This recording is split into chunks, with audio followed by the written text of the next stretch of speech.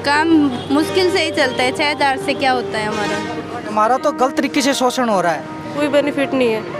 हम एक बार काम करें उसको छोड़ देते फिर किसी और जा जाते हैं। परफेक्शन तो तभी आएगा जब एक काम कंटिन्यू हम करते रहेंगे। बेरोजगारी तो इतनी फैल गई है, पढ़ा लिखा इंसान करेगा क्या? वो कुछ ना कुछ तो काम ढूंढेगा ही। जहाँ सर्वे के लिए हमें भेजते हैं तो वो परिवार वाले हमें सपोर्ट नहीं करते, कहते कि कहाँ से आए, क्या काम है। डिपार्टमेंट के अंतर्गत कोई काम नहीं होता, अगर काम करवाते हैं थोड़ा सी मिस्टेक हो जाता है तो हमारे घंटे पूरे नहीं चढ़ाते।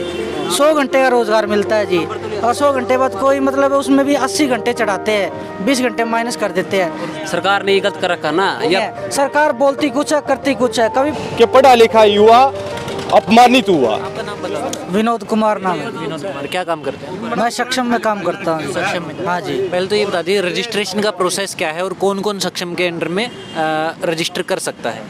रजिस्टर कर सकता है मतलब 18 से 21 के बीच में, ठीक है। इसमें 3 साल का वर्क टाइम होता है और 35 साल तक मिलता है भत्ता।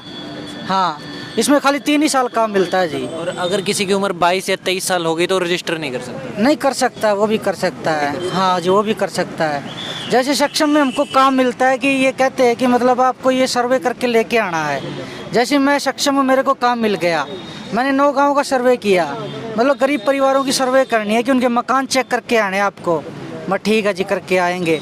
उसके बाद हमने आके वो रजिस्टर पे यहाँ जमा करवा दिए, डॉक्यूमेंट वगैरह सारे करवाने के बाद अब मेरे गांव से भी, पड़ोस के गांव में जहाँ भी जाता हूँ मेरे को पूछते हैं कि हमारा क्या हुआ, हमारा क्या हुआ। उस काम को 2 साल हो गए हैं।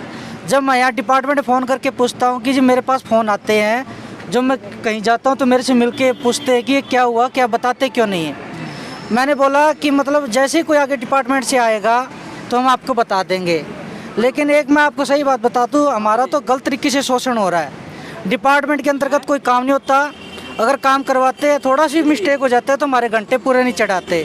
100 घंटे का रोजगार मिलता है जी, और 100 घंटे बाद कोई मतलब उसमें भी 80 घंटे चढ़ाते हैं, 20 घंटे माइनस कर देते हैं। और उसमें कितना पैसा कटता है आप लोग? मैं जैसे कि मेरे 100 घंटे का काम मिला था, उसमें 90 घंटे चढ़ा दिए तो उन्होंने 5400 रुपये चढ़ाए मेरे, अपलोड किए। 600 रुपये मेरे काट लिए उन्होंने। महीने में 100 घंटे का मिलता है या साल में मिलता है? महीने में 100 घंटे का मिलता है। महीने में हाँ जी। 12 दिन का आपको काम मिला, 12 8 96। हाँ जी, 12 दिन का मिला। हाँ जी, पूरा महीने का मतलब पूरे महीने का 100 घंटे का काम है। महीने करवाएंगे? हाँ, मुरे 100 घंटे का काम मिलता है जिसमें। चाहे 8 दिन में पूरे कर दो या 9 दिन में 13 दिन का जो पर्पज होता है ना, सही है। पास से आ जाओ। यहाँ पे आ जाओ दोस्त, ये जगह अपने खाली पड़ी। आपका क्या नाम है? सुनील कुमार सर।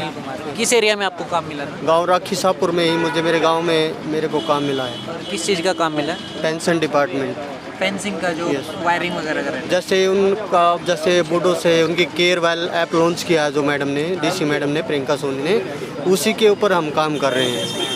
उनकी लोकेशन जो है वो उसकी मतलब ऑनलाइन लोकेशन जाती है कि, और 60 साल तक का बुजुर्ग ही उसके अंदर हमने ओपन करना होता है। हाँ जी। उस काम का कोई पब्लिक पे असर होता है? कुछ फ़ायदेमंद है वो काम?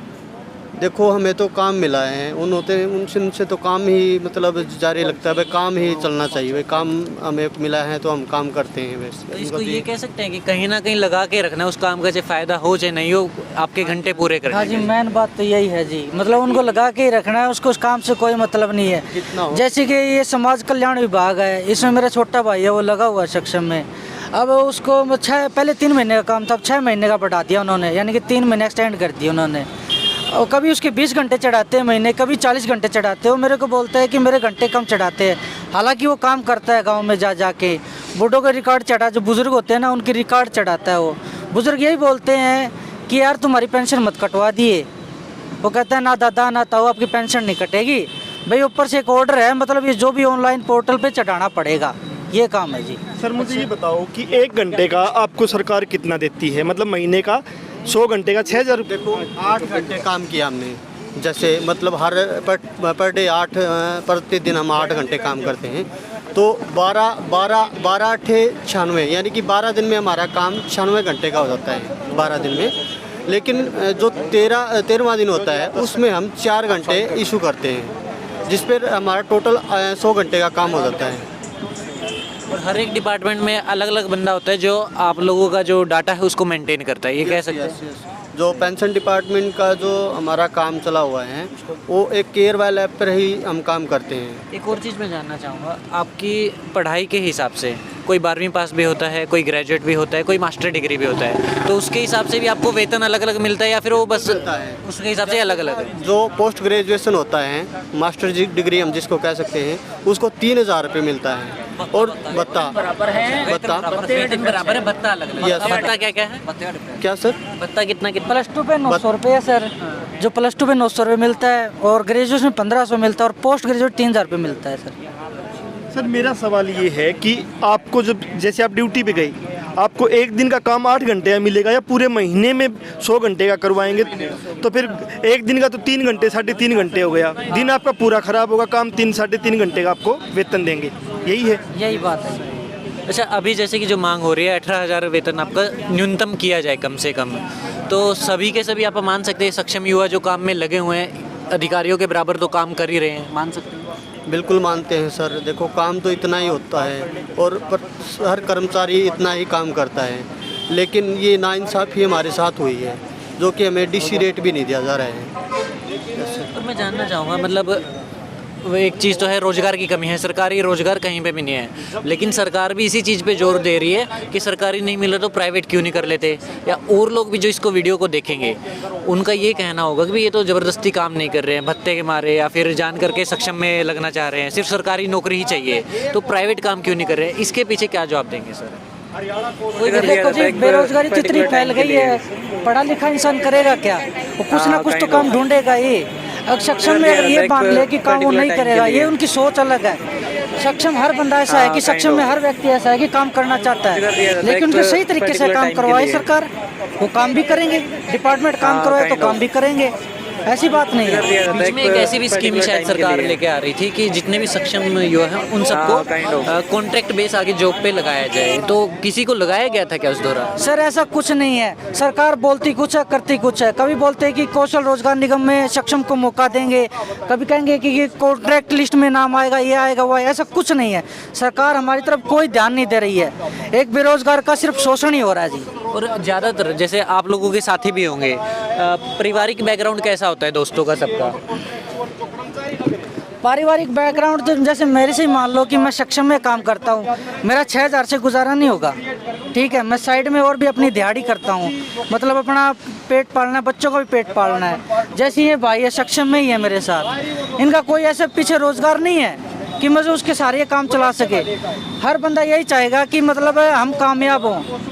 पढ़ाई किस लिए की जाती है? उस रोजगार बेरोजगारी को ख़त्म करने के लिए की जाती है, न कि रोजगार बेरोजगारी बढ़ाने के लिए। दोस्त आपका नाम क्या है? मेरा नाम रवि है। मैं ये कहना चाहता हूँ, जैसे सरकार ने है ना सक्षम युवा को भटका हुआ क्यों दे रखा है कुछ समय के लिए। जैसे बीच में ना लाइफ में 3 साल के लिए जॉब दे रखी है, उसके बाद नौजवान साथी हैं जिसका मतलब परिवार से थोड़ा हटकर पैसे के लालच में आ जाते हैं, 3 साल के लिए जॉब करते हैं, फिर उसके बाद ना तो वो उधर का रहता ना इधर का रहता। सरकार ने ये गलत कर रखा ना, या 58 मतलब 58 साल के लिए रोजगार दे, वो पैसा मतलब 18 नहीं 17 के आसपास इतना तो कम से कम होना चाहिए। नहीं पारिवारिक आय सभी अपने साथ में साइड बिजनेस करते हैं, पारिवारिक मतलब घर का खर्चा नहीं चल पाता। हाँ ठीक है। और सरकार से एक अनुरोध हो रहा है, जैसे है ना हर एक महकमे की सैलरी टाइम पर आ जाती है, सक्षम युवाओं की सैलरी क्यों नहीं आती टाइम पे? इसने क्या मतलब गलत कर दिया भाई? कौन सी तारीख है वैसे आमतौर पे आप लोगों की तनख्वाह है? 30 या 31 तारीख को हाजिरी हम लगा देते हैं, अटेंडेंस फिल कर देते हैं, उसके बाद कम से कम 5 तारीख को सैलरी आ जानी चाहिए, और हर एक महकमे की सैलरी टाइम पर आ जाती है। इस महकमे आती कितने दिनों में? 3 महीने 4 महीने 3 महीने। अभी मेरी है ना, अभी मेरी सभी सक्षम युवाओं के लाले मेरे जितने भी साथी हैं लगभग अक्टूबर की अटेंडेंस फिल करे हुए है, अपलोड भी हुए है 6000 रुपये। अक्टूबर नवंबर दिसंबर की हाजिरी अब लगनी हुई और फरवरी आ गई है।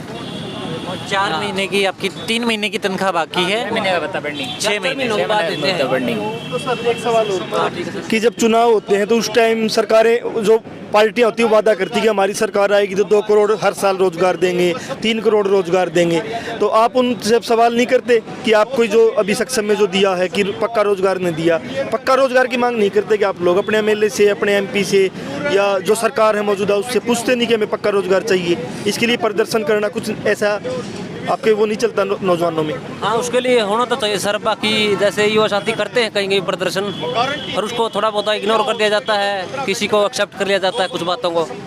इसी तरह इस सक्षम युवा को मतलब सरकार से अनुरोध है भटका ना जाए, इनको सही राह दी जाए, सिर्फ 3 साल के लिए ना भटका जाए, पैसे को लालच जमा करें, बेचारे सक्षम युवा ना इधर उधर भटक जाते हैं मेरे जैसे, इनको ना भटका जाए, इनको अच्छे लंबे ईयर के लिए काम दिया जाए, लंबे साल के लिए, जैसे 58 ईयर के लिए काम दिया जाए। मैं जानना चाहूँ इससे पहले भी आप लोगों ने ऐसी मांग रखी है क्योंकि मैं जो है पहली बार देख रहा हूँ कि सक्षम युवा जो है बाहर निकल करके अपनी बातें रख रहे हैं, तो इससे पहले भी रखी है क्या कहीं पे आप? नहीं सर, सक्षम युवा ने इससे पहले बात नहीं रखी। सक्षम युवा भी मतलब जितने भी बच्चे अभी सीनियर बच्चों ने लिया है इसके अंदर प्रदर्शन किया, अभी से किया सर। और किसी विपक्षी पार्टी से आपने कांटेक्ट किया होता कि प्रदर्शन थोड़ा सा और मजबूत हो, सरकार के ऊपर और प्रेशर आए, जल्दी काम हो? नहीं, ऐसा कुछ नहीं किया है। नहीं, ये हमारी खाली सक्षम की है, मतलब हमारी सक्षम युवा जो यूनियन है, हम अपनी बेरोजगारी को खत्म करना चाहते हैं। कहने मतलब यही है, हमारी कोई राजनीतिक हमारी चाल नहीं है। ये सिर्फ सक्षम युवा विचार है, ठीक है, इसको सरकार के सामने हम मांग है, डीसी को आज मांग पत्र दिए गए हैं जिसमें हमने ये मांग रखी है। उसके बाद पार्टी विपक्ष पार्टी उनको भी धीरे धीरे हम आगे इसको एजेंडा को लेके जाएंगे। पार्टियों को कुछ है, उन्हें कुछ नहीं करना। इलेक्शन से पहले कुछ बोलते हैं, इलेक्शन के बाद कुछ करेंगे। पिछले 60 साल से सरकार कह रही है हम खेती का विकास करेंगे। खेती का कहाँ विकास किया है? खेती में यूरिया, DAP, कीटनाशक दुनिया भर के उसको 4 गुना बढ़ा दिया। हमारी गेहूँ है 2000 रुपये ले रही है, हमारा नरमा है वो ऑफ सीजन में अपने लिए बढ़ा देते हैं, रुई बढ़ा देते हैं, तेल बढ़ा देते हैं। हमारी जब जरूरत होती है उसमें बढ़ाते नहीं हैं। खेती बाड़ी में भी नुकसान है और इसमें अगर काम थोड़ा बहुत मिल रहा है तो उसमें भी नुकसान ही है। खेती बाड़ी में किसान को यूरिया, DAP, पेस्टिसाइड इनकी जरूरत नहीं है। गो आधारित खेती, प्राकृतिक खेती को बढ़ावा देने की जरूरत है, जो कि गवर्नमेंट चाहती ही नहीं है। गवर्नमेंट ना तो पर्यावरण को बचाना चाहती है, ना गाय को बचाना चाहती है, ना युवा को बढ़ाना चाहती है। गवर्नमेंट को सिर्फ और सिर्फ अपनी राजनीति करनी है और कुछ नहीं करना है। उन्हें अपने उल्लू सीधे करना है, कभी धर्म के नाम पे बांटना है, कभी जातिवाद के नाम पे बांटना है, कभी किसी जैसे कहना। उन्हें ना शिक्षा से मतलब है, ना रोजगार से मतलब है, ना देश के विकास से मतलब। उन्हें अपना उल्लू सीधा करना है। 5 साल जैसे ही वो बन गए उसके बाद अपनी पुलिस लगा देंगे, उसके बाद मारपीट करेंगे। जैसे किसान आंदोलन हुआ, अभी हमारा रोजगार के लिए कह लो, या पूरे देश में 70 साल से ये चलता ही रहा है और चलता ही रहेगा। दोस्त आपका क्या नाम है? मेरा नाम संजय कुमार है। कहाँ से?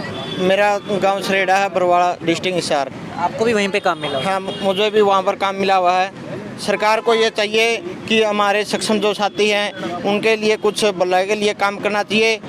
और ये जो सक्षम की योजना है इसको मान ले बढ़िया तरीके से मंथली पेमेंट दी जानी चाहिए, टाइम टू टाइम सैलरी मिलनी चाहिए। आपका नाम क्या है? सीमा। सीमा, कितना पढ़ा है आपने? MA कर रखी है। MA कर रखी है। और अभी आप सक्षम में काम कर रहे हैं? हाँ जी, 3 साल बस कंप्लीट होने वाले हैं इसमें। 3 साल का ही देते हैं। हाँ जी। और 3 के बाद फिर क्या करेंगे? हम सरकार से यही डिमांड कर रहे हैं कि हमें आगे काम मिले। और अभी तक जो आपको वेतन भत्ता मिल रहा था उसमें आपका काम चल रहा था? काम मुश्किल से ही चलता है। 6000 से क्या होता है, हमारा गुजारा मुश्किल से ही होता है। 6000 ही मिलते हैं इसमें। और आपके जैसे और कितने साथी हैं जो काम में लगे हुए हैं आपके एरिया में? कौन सा एरिया आपका? सीसवाल से हूँ, आदमपुर एरिया है मेरा। तो कितने और साथी लगे हुए हैं आपको? बहुत सारे हैं, 1000 के लगभग। हाँ। आपका नाम क्या है? मीनू सर। कौन सा एरिया लगता है? मैं हिसार से ही हूँ, वैसे गांव मेरा भगाना है। मतलब आपको कौन से एरिया में काम मिला हुआ? हिसार में कि भगाना? नहीं, भगाना में गांव का ही काम कर रही हूँ सर। क्या क्या काम होता है आपको? सर जैसे मैं सर्वे वर्क भी दिया जाता है, अलग अलग डिपार्टमेंट में अलग अलग वर्क होता है। 3 महीने पहले मैंने पटवारी के पास काम किया, जिनके रजिस्टर्स की एंट्री कंप्लीट करने का काम मेरा रहा था। तो आप लोगों को जैसे अलग अलग डिपार्टमेंट में कभी भी कहीं भी शिफ्ट कर देते हैं तो उससे उस डिपार्टमेंट का काम जानने का मौका मिलता है, सीखने में आता है, या फिर खाली उसको उन कामों में लगाया जाता है जो एक्स्ट्रा काम है? नहीं सर, जो उनके पास पेंडिंग वर्क रहता है मोस्ट ऑफ तो हम वही कंप्लीट करते हैं। लेकिन हमारे लिए तो वो नई चीज़ है, सीखने के लिए तो एक्सपीरियंस तो हमें होता है, अभी नई नई चीज़ें सीखने को मिलती है, पता लगता है कि ये चीज़ें कैसे हैंडल करनी होती है। एक्सपीरियंस बन रहा है तो वो चीज़ अच्छी है, लेकिन उसके थ्रू अगर हमें आगे कोई और वर्क मिले तभी तो उसका बेनिफिट है। वैसे तो कोई बेनिफिट नहीं है। हम एक बार काम करने उसको छोड़ देते फिर किसी और जा जाते हैं। परफेक्शन तो तभी आएगा जब एक काम कंटिन्यू हम करते रहेंगे। मैम, सुरक्षा का कोई मसला बता रहे थे कि आप काम करने जाते हो या कोई डाटा गलती हो गई या गांव में, तो सुरक्षा का एक मसला है कि कई बार मारपीट भी हो जाती है सक्षम वालों के साथ, कोई घटनाएं भी हो जाती है, ऐसा भी कुछ होता है क्या? सर अभी तक तो मैं कंटिन्यू 6 मंथ हो जाएंगे, मार्च में कंप्लीट काम करते हैं। मेरे साथ तो ऐसा नहीं हुआ, लेकिन सपोर्ट नहीं करते हैं काफ़ी जो परिवार वाले होते हैं, डिपार्टमेंट वाले। जैसे अभी आंगनबाड़ी वाले वो कर रहे थे, जहाँ सर्वे के लिए हमें भेजते हैं तो वो परिवार वाले हमें सपोर्ट नहीं करते, कहते कि कहाँ से आए, क्या काम है। जिनका सर्वे आप कर रहे हैं लोग जो उनका व्यवहार सही नहीं है? हाँ जी, उनका व्यवहार सही नहीं है। तो इसलिए हम चाहते हैं कि कहीं परमानेंट काम ही दे जो हम मतलब सही ढंग से कर सकें। एक सवाल और है कि मतलब ना अलग अलग डिपार्टमेंट में सबको सक्षम वालों को काम दिया जाता है, तो जो खासकर महिलाएं हैं जो हर डिपार्टमेंट में उस प्रकार से काम नहीं कर सकती कि कहीं भी उनको एडजस्ट कर दो, तो उनको उनके अनुसार थोड़ा सा ऐसा काम दिया जाए, ऐसी भी कोई आपकी मांग है? या काम का आधार क्या होता है एक महिला को देने का? किस आधार पे आपको काम देते हैं या आपको किस फील्ड में भेजा जाएगा? नहीं, मोस्ट ऑफ तो ये देते हैं, जैसे हमारा वो जो ओन एरिया होता है, जैसे हम गांव से, तो हमारे ही गांव का हमें काम दिया जाता है। नहीं, एरिया में सर्वे वगैरह का कुछ भी काम हो तो वो संभला लेते हैं, उसमें कुछ फ़र्क नहीं रहता। नहीं सर, ये भी ज़रूरी नहीं है कि अपने एरिया में मिले। मैं आदमपुर एरिया से हूँ, तो मुझे कई बार हांसी में भी भेज दिया। तो उसका आपको खर्चा दिया जाता है आने जाने? कुछ नहीं दिया जाता अलग से, उसमें 3-4 हज़ार तो किराए में ही लग जाता है। आदमपुर से हांसी की दूरी अपने हाँ आप में जी, सेट और उकलाना बरवाड़ा में भी दे देते हैं कई बार। सर अपना नाम बता दीजिए। मेरा नाम विनोद डोली है और हम हरियाणा सरकार द्वारा जो बेरोजगार युवाओं के लिए, पढ़े लिखे युवाओं के लिए जो स्कीम चलाई थी, सक्षम युवा स्कीम, उस स्कीम के अंदर कार्य करने वाले बेरोजगार युवा है। और इस स्कीम के अंदर जो सरकार ने एक तरीके से जो नौजवानों को गुमराह करने का जो काम कर रहे हैं, उसको उजागर करने के लिए पूरे हरियाणा में हमने कॉल दी हुई है कि अपने अपने डिस्ट्रिक्ट पे जो अपनी समस्याएं मांग है उनको ले गए उपायुक्त महोदय के मार्फत उप मुख्यमंत्री और मुख्यमंत्री को ज्ञापन सौंपे, और ज्ञापन सौंपने के बाद अपने अपने जिले के अंदर सभी सक्षम युवाओं से संपर्क करें। और आने वाली 23 मार्च को ये प्रस्तावित है कि 23 मार्च को अपने अपने जिला में बड़ी गैदरिंग करके प्रदर्शन किए जाए जो सक्षम युवाओं की मांग है।